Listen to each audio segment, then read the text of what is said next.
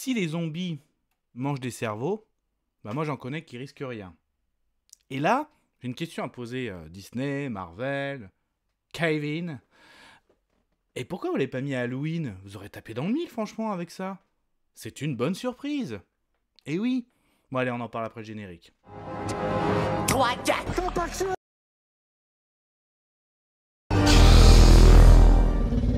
Soit on meurt en héros, soit on vit assez longtemps pour se voir endosser la peau du Force et honneur. Force et honneur. Un chevalier obéit à des valeurs. Un chevalier obéit à des valeurs. Son cœur ne connaît que la vertu. Son cœur ne connaît que la vertu. Son épée défend les démunis. Pour ce genre de choses, il existe des hommes comme moi. Il t'arrive de saigner. Vous pouvez respirer. Vous pouvez cligner des yeux. Vous pouvez pleurer. M'a ramené le conduit, celle-là. Maintenant que j'ai votre attention, Accroche-toi, petit. Quoi la différence entre vous et moi? Je ne porte pas de protège tibia. Un grand pouvoir implique de grandes responsabilités. Parce que je suis un boxeur. Qui t'a conseillé ce programme? Ton coiffeur. Nom de Zeus. Mon père. Ouais. Je viens vous prévenir que la vidéo de 5F va commencer. Salut.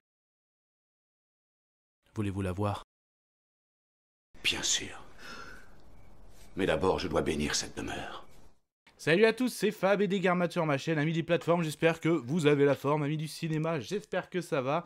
Aujourd'hui c'est plateforme de streaming, c'est univers Marvel, donc on va parler de super-héros, on va parler aussi d'animation. Et oui, parce que Marvel est un peu partout, que ce soit au cinéma, bien sûr, avec son MCU. Son MCU c'est même étendu sur la plateforme Disney+, avec des séries, et on a même des téléfilms, donc ce qu'ils appellent des specials, et on a même de l'animation, donc ça avait été lancé au tout début avec What If, donc le fameux, je traduis, et si. Donc là, en fait, on prenait des événements du MCU, et si ça s'était passé autrement, donc plein de petites histoires. L'animation a continué à se développer, notamment avec X-Men 97, ou encore du Spider-Man. Et en fait, si je reviens à What If, il y avait un épisode spécial zombie, et du coup, il y a eu beaucoup de retours, et il s'était dit, on va continuer à étendre cet univers zombie, et proposer pour 2025, et voici l'affiche, Marvel Zombie. Très connu déjà au niveau des comics aussi, moi j'adore perso, j'adore les zombies, j'aime Marvel, donc franchement, pourquoi pas. Donc le style d'animation c'est sûr, c'est exactement comme What If, en fait c'est cet univers qui continue, donc on garde le même style d'animation, c'est même une suite directe, donc je vous conseille vraiment de revoir au moins l'épisode What If de cette première saison spéciale zombie, parce que c'est vraiment une suite, on a déjà la réponse à cet épisode 2, d'ailleurs ça peut vous faire peur quand on voit 4 épisodes, waouh, c'est vraiment très très minime, moi l'effet que ça m'a fait quand j'ai vu 4 épisodes, quoi, est-ce que c'est un truc dans les bureaux, putain, on va faire l'univers zombie, et en fait, l'idée scénaristique, tout ça était pas ouf, et putain, mais les gars, ça tient que sur 4 épisodes. Bon, ben, on s'en fout, on les envoie direct, et on les balance même pas pour Halloween, on les balance même pas avant. Enfin, en tout cas, vu comment c'est présenté, ça sentait vraiment le truc qu'on n'y croit pas, un peu comme cet été, Eyes of the Wakanda, que j'ai trouvé vraiment pas mal aussi, ce prequel des 2 films Black Panther. Donc en version animée, on sait que l'animation aussi, c'est vraiment pour les fans du Marvel, MCU, ou les fans d'animation, donc le public est largement réduit. Ça fait du contenu aussi pour la plateforme, c'est vrai. Mais voilà, au début, ça rassure pas. Et en fait, vraiment, moi j'ai passé un super moment. J'ai kiffé même, je l'ai partagé avec mon binôme Mike. Bisous, binôme. Donc du coup ça commence, donc on est bien sur une ère apocalyptique où les zombies ont pris, on va dire le zombie est l'être vivant le numéro 1 au niveau du nombre sur Terre, sur cette planète, sur cet univers. Et donc on retrouve un petit trio, donc on a Miss Marvel, Kamala, nous avons aussi, on va dire... la petite Padawan, oui je sais, c'est une référence, on dit pas Padawan, c'est une référence. De toute façon c'est la même maison, c'est Disney. Donc la petite Kate Bishop, Padawan de Hawkeye, et qui forme le trio avec celle qui a eu sa série aussi en live action récemment, Iron Heart. Donc là, ce petit trio de jeunes demoiselles, avec leurs super pouvoirs, enfin surtout pour Kamala avec ses bracelets, Iron Heart avec, c'est sûr, avec son reste d'armure, même si elle a réussi à récupérer un peu une armure d'Iron Man, et Kate Bishop, elle, comme Hawkeye, qui maîtrise arc et flèche, essaye de survivre, essaye de comprendre dans cet univers apocalyptique peuplé de zombies, se font même attaquer par Hawkeye, donc déjà ça peut surprendre, tu vois un zombie qui est intelligent, donc mais what the fuck, et patron, tu vois bien que ses yeux sont tout rouges, mais qu'est-ce qui se passe? Ils sont témoins d'un Quinjet qui s'écrase et ils trouvent à l'intérieur de ce Quinjet, même à l'intérieur de zombies qui conduisaient le Quinjet, un petit appareil, vraiment, donc, mais qu'est-ce que c'est que ce petit appareil? Et on sent que justement, voilà ce qui fait aussi l'intrigue de ce premier épisode, des zombies intelligents, donc ils vont essayer de se rendre dans une base du Shield qui était bien cachée, et là on va rencontrer aussi notamment des personnages qu'on avait rencontrés dans le deuxième volet de Black Widow ou encore récemment de Tottenbolt. Donc on va voir aussi justement notre toujours doublé par Monsieur David Harbour, mais aussi Elena, tout ça. Donc là on a tout ce qui est lié à la Chambre Rouge. Donc en fait eux ils ont réussi à contrôler les zombies via une sorte d'application. Donc que les zombies servent de forteresse et donc ils arrivent à rentrer là-dedans par rapport à ce qu'ils ont trouvé. Et apparemment ce serait un appareil qui, pour le biais de l'espace, on pourrait essayer d'éradiquer la race zombie. Pourquoi pas? Sauf que là, une armée de zombies attaque, on va dire, cette base du Shield. Donc, et on voit que ces zombies sont très intelligents, notamment en tête, nous avons aussi Okoye, donc toujours avec les yeux rouges. Nous avons aussi Abomination, même un Captain America, pour ce qu'il en reste, un Captain America Kujat. Donc... et en fait, on a bien la sorcière rouge qui est en devenir la reine des morts, comme ils disent. Et ils attaquent. En gros, on a une super scène. Donc là, c'est vraiment pas mal du tout. En tout cas, tout ce qui est code de zombie est bien respecté. Sachez que tout le monde peut mourir. Beaucoup de personnages vont mourir. Donc, on est toujours sur la course-poursuite. T'es vraiment dans une ère zombie où t'es jamais à l'abri. Tu penses être un peu à l'abri, mais t'as toujours quelque chose qui se passe. L'ambiance zombie est vraiment très très bonne, que ce soit les couleurs, les cris, l'ambiance. C'est vraiment très très bon. Il y a des morts tragiques.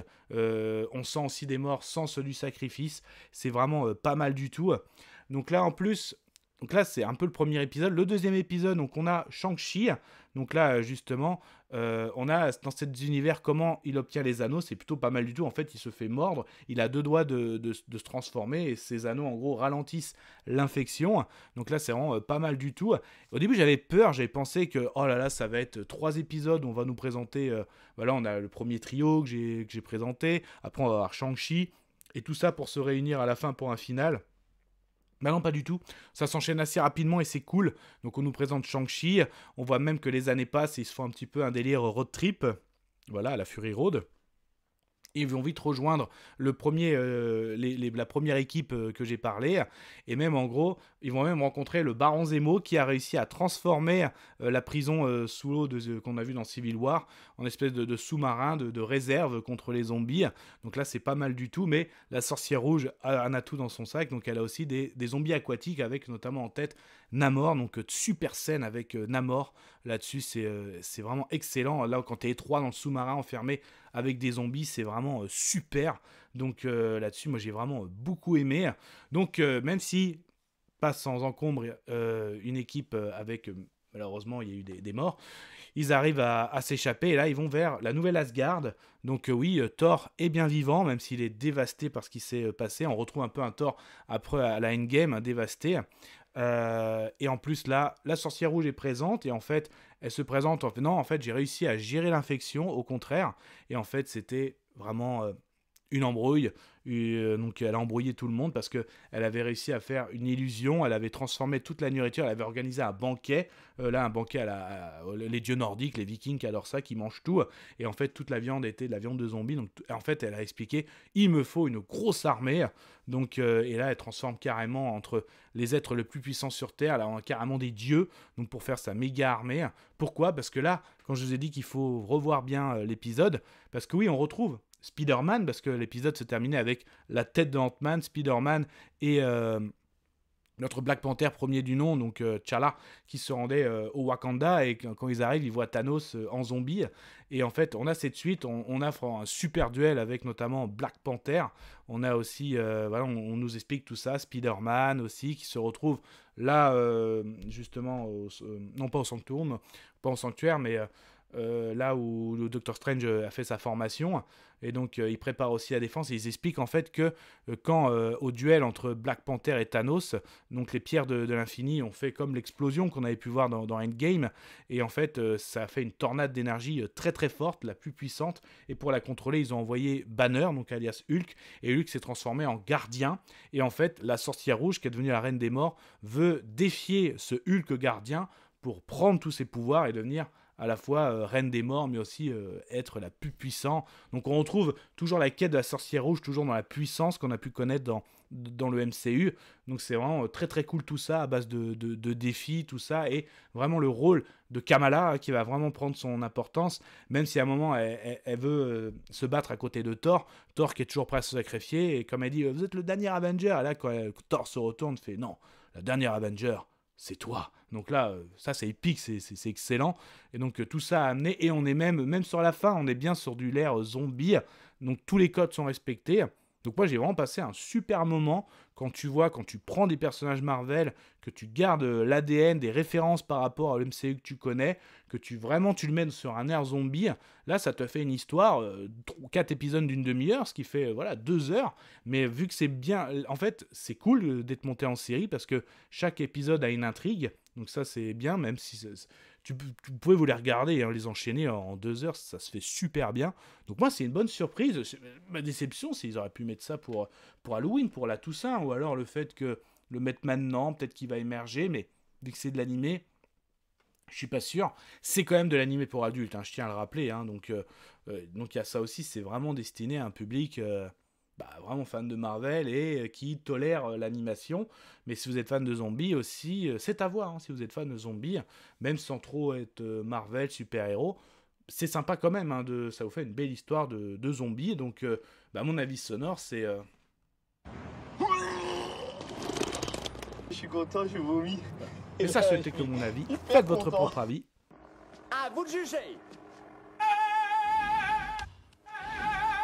Et puis n'hésitez pas à vous promener sur la chaîne. Alors si ça vous plaît, ce type de vidéo avis sur des films, des séries, aussi bien du live action que de l'animation, essentiellement pop culture. Donc là on était sur du super héroïque, Marvel, on peut parler de DC, The Boys, le zombie aussi, l'horrifique, tout ce qui est horrifique, même loup-garou, vampire, sorcière, mais en tout cas pop culture, science-fiction, fantasy. Bon, je vais pas tous vous les faire, vous l'avez compris. Donc en plus c'est gratuit, donc abonnez-vous, comme ça vous louperez pas des contenus, ce que j'appelle les vidéos face cam, où je donne mon avis, je raconte un peu ce que j'ai ressenti, donc comme un pote qui donne son avis. De temps en temps si je suis en live, donc avec des amis, des potos, donc on échange aussi, notamment le dernier live que j'ai fait avec Miss Movie, on a fait notre petit bilan des rentrées des plateformes, donc on a parlé de mercredi pour Netflix, de Gene V saison 2 pour Prime, Alien Earth pour Disney Plus Hulu, Peacemaker pour HBO Max, Kaiju numéro 8 pour Crunchyroll, et Daryl saison 3 de l'univers Walking Dead. Voilà, on va en revenir justement. Tout ça aussi, j'en parlerai sur la chaîne. Ce septembre était assez calme pour moi niveau cinéma. Ça va reprendre en octobre, donc avec du Marche ou Crève, du Tron. Donc, on va être servi. Eh ben, j'espère vous voir. Kenavo. Je vous souhaite une agréable soirée. Désolé pour le bordel. Au revoir.